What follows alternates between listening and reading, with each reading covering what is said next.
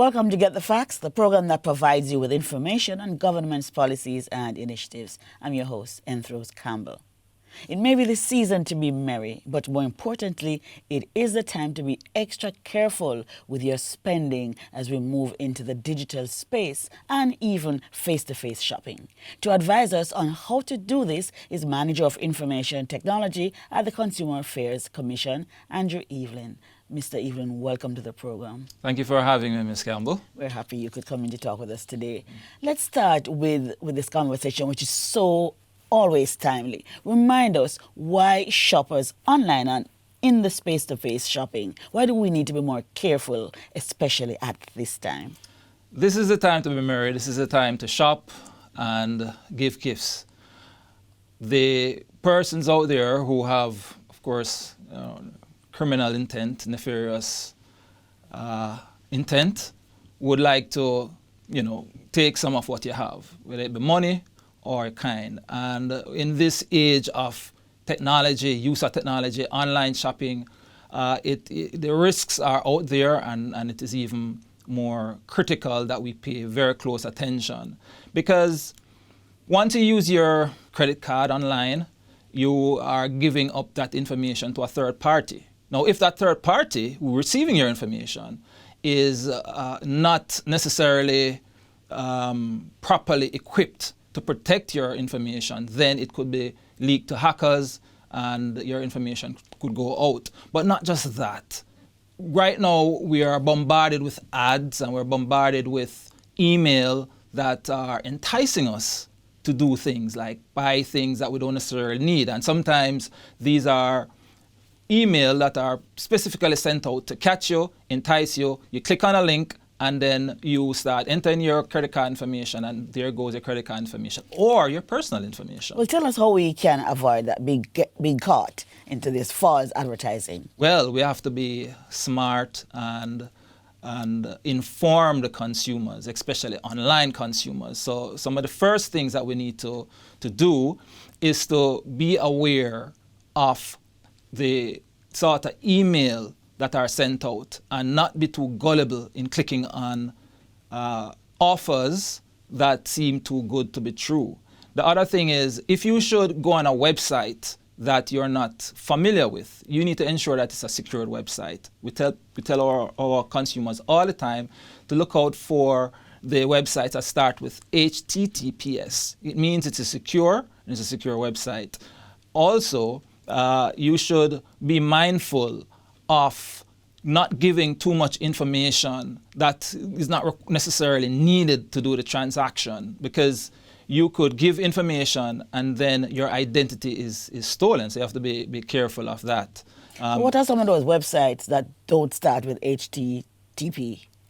HTTPS, yes. Now, there can be quite a number of them out there, but you should be aware that if you should go on such a website, your browser will tell you. So one of the things we ask our consumers is to ensure that you have the most latest browser installed.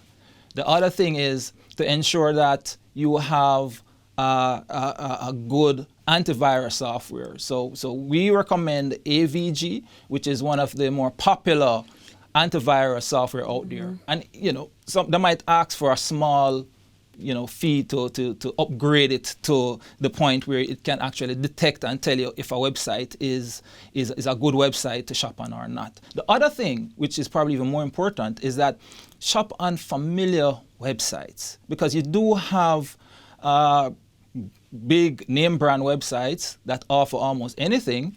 We know those names. And they have well-established security policy. They invest millions of dollars in your security and protection of your privacy. So we encourage people to shop on those websites. They know. So tell us about the trends now in the marketplace as it relates to unsafe practices. Well, I mentioned a couple of them before. Right. But we find that one of the big risks that are out there that persons tend to fall prey to are social media ads, especially those Instagram and Facebook ads. Persons will put up an ad for a particular product. We click on it, and when you go to the website, they ask you to enter some information and enter your credit card information. Then at some point they say, oh, we cannot process your credit card. And this is after you enter your credit card. At that point, you have lost your credit card information and you're in trouble. But guess what? If you had a credit card has a little bit more protection, but nowadays we have those debit cards, Visa debit cards specifically, and other type brand debit cards. Once you do that, then the money is taken directly out of your account. So we encourage consumers to use credit card, because if you make a report to a bank, they have the ability to withhold payment to that vendor, which is very important. Yes. So try and use credit card, or try and use a third party payment application like a PayPal, which will stand in between your credit card and a potential bad vendor. So do you get complaints from persons shopping online, and can you do anything for them? That's a very interesting question, because we do get complaints from consumers who shop online. The number one complaint that we do get is in regards to a replacement of an item, or refund. So what happened in one particular case is that this person bought an item and they wanted to do a return, but the vendor decided that they're not going to honor their commitment in replacing that or refunding, because this particular company is outside of our jurisdiction. The Consumer Affairs Commission has no powers in pursuing that complaint. And we're still looking at the best approach that we could give, but we couldn't do anything. It's outside of our jurisdiction. Right. So you are not able to do anything for us shopping online? Well, if you shop on a local vendor, then we can pursue that vendor. Yes. Otherwise, we ask that if you're going on an unfamiliar website, do a search on that website, find out more about them. Is there any complaints? Use the Better Business Bureau website and do a search on them. The Better Business Bureau is a very good resource that we encourage consumers to use when you're Better Business website. Better Business Bureau website. Okay, right. Good. That's a resource that we use when we're checking on overseas or online vendors to see if there are any complaints against them. So we ask you to do your checks, read their return policy. Please do read the vendor's return policy, the online vendor return policy, and also check on their privacy statement. You can do a quick glance. If they don't have one, that's a red flag. Right. If they don't have a security, a privacy statement. Right. Or a return policy. Right. Or even if they don't have a support line. Yes, that is a red flag. Those are red flags. We're talking about shopping at Christmas and shopping safely. And so we're discussing this with the Consumer Affairs Commission. We take a break now. We'll come back with more useful information.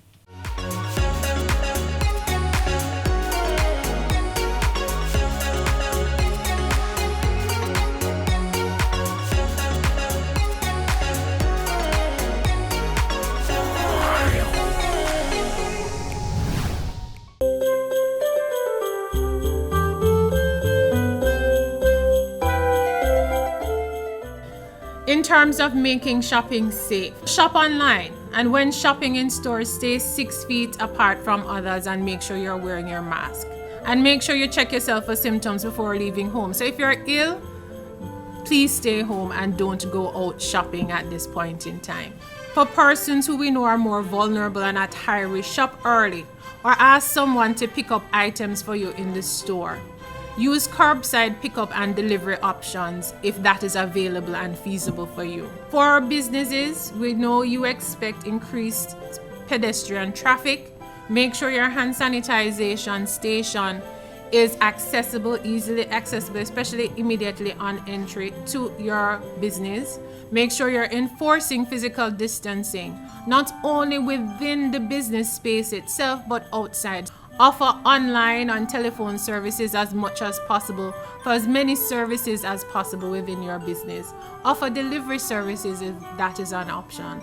Have options for short interactions to be expedited, and make sure you have reminders of the infection prevention and control measures within your business so that you can remind your clients of what is expected.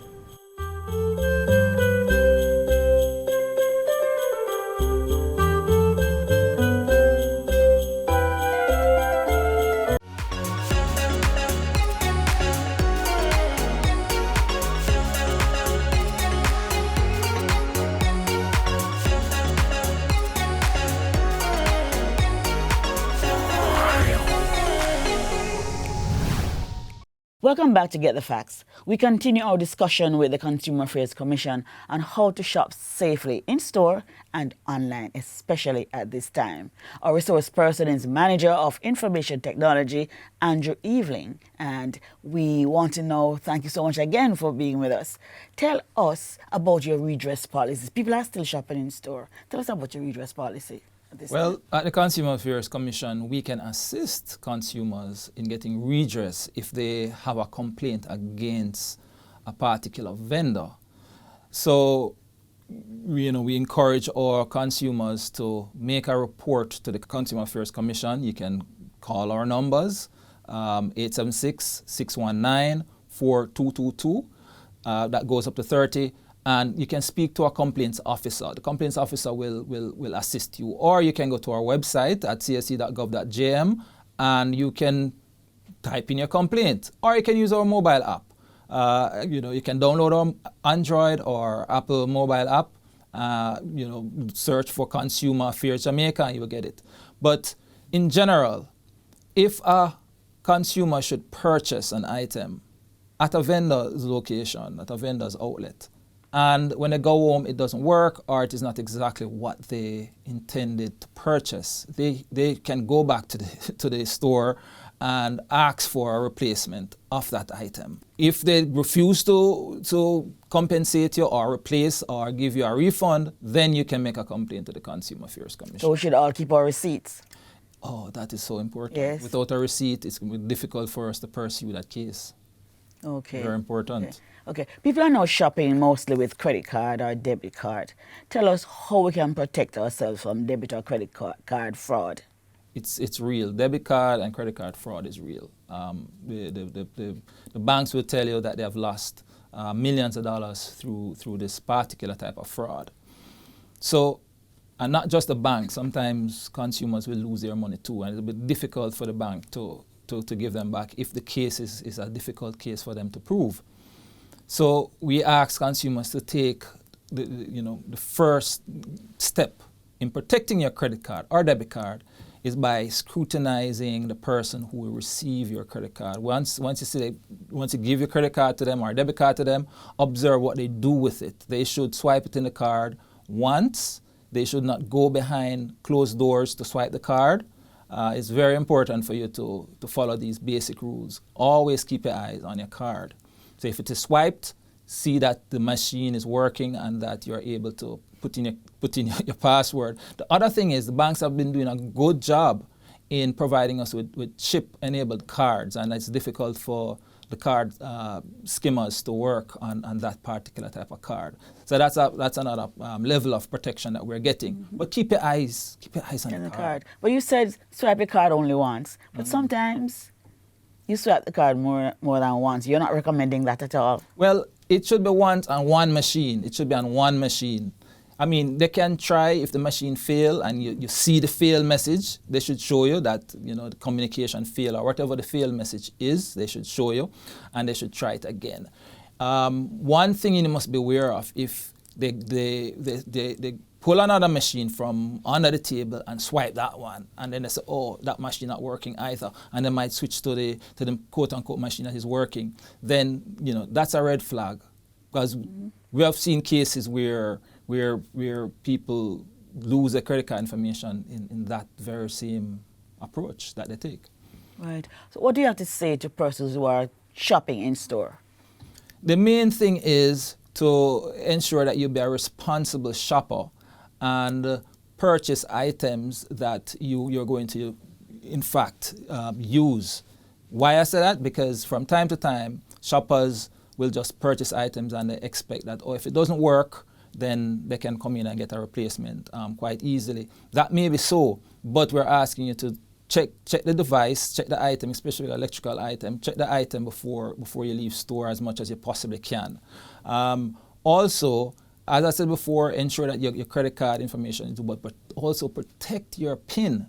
So you don't want anybody to peering down on you when you're typing in your PIN. Cover it up as much as possible, because the other part of card skimming is that they need to capture your PIN when you're typing that in, not just the information on the card. Yes. I went to the store recently and I saw a sign, no refund. I was so surprised to see that. How should we respond to a sign like that? No, that sign is wrong, because for businesses to conform to the Consumer Protection Act, they should offer the option of replacement or redress if the item that the consumer purchased is not working, defective, or for some reason it is not satisfying their specific requirement. Then they should offer a refund or replacement of that item. Yeah. Everybody has that right. So I go into a store as well, and I'm told I bought a piece of, like I buy something like a toaster, and they tell me I'll have only 3 months on it. There is a manufacturer's warranty on these devices that usually is the warranty period that we should abide by. But sometimes the store, they don't necessarily want to go through the process of replacing and all of that sort of thing. So they might tell you, oh, it's just 1 week warranty you have on this item because it's an electrical item. Right. So that is wrong. So I can actually come to you if they tell me I have 3 months? You can come to us, you can phone us, make a complaint. We're very effective in resolving complaints at the Consumer Affairs Commission. We have a very high rate of resolution at the Consumer Affairs Commission. Excellent. Come to us. The Consumer Protection Act is a powerful act that we use, and it works. It works for our consumers. Tell us a little bit more now about the work that you're doing at the CAC. The Consumer Affairs Commission is a consumer protection agency by the government of Jamaica. We not just take complaints and resolve complaints on behalf of consumers, but we also do research. We do price surveillance.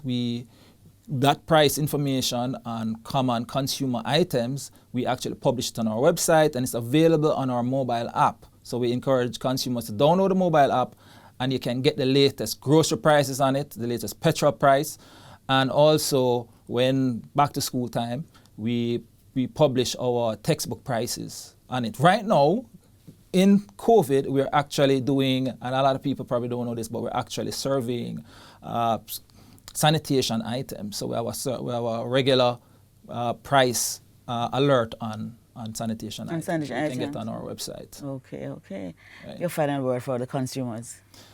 Well, as a Consumer Affairs Commission, we always say, you have the right as a consumer to make a complaint. If it doesn't look good, if the product is not working, if the vendor is not satisfying your specific requirements, make a complaint to the Consumer Affairs Commission. Don't fuss with that vendor. Just make a complaint. We are very effective in resolving complaints on behalf of you. Thank you so very much. This has been Get the Facts, and our guest was Manager of Information Technology at the Consumer Affairs Commission, Andrew Evelyn. And thank you so very much for watching, and we'll see you next time with more useful information. In the meantime, take good care of yourselves, sanitize, keep your distance, and stay safe.